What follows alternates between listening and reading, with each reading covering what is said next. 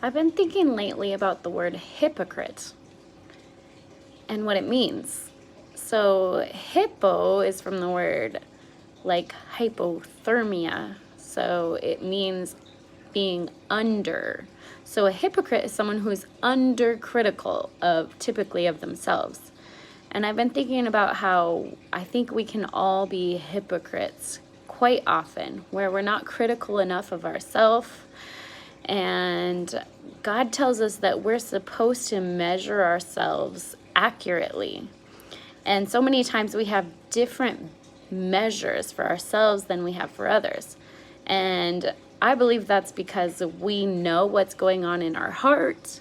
We know what's going on in our lives. We know the excuses we have and the reasons that we do something or we don't do something, the reason that we're crabby, or the reason that we're not reaching out to others, we're not being loving, we're not telling other people about Jesus.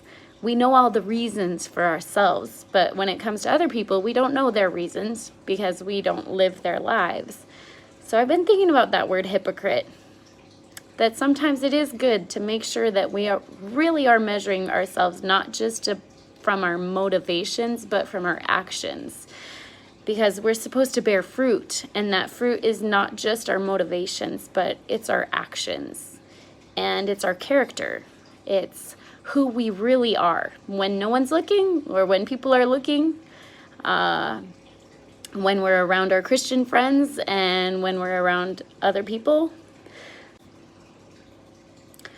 So we can be hypocritical of ourselves, as in we're not critical enough of ourselves.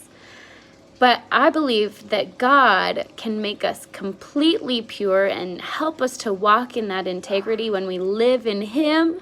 That's when we bear the fruit. And Jesus is coming for a bride that's spotless, without wrinkle, and without blemish. And He'll show us those things, those areas in our lives. They can be little areas where we're just not living our lives with the integrity where we want to live our lives. We're not living up to our own standards, and we're allowing it to slip by because we know why. But God is going to cleanse us. He's going to purify us, and He's coming for us as pure, spotless, without wrinkle, and without blemish. So let's live our lives for Jesus with integrity, with purpose, in Jesus' name.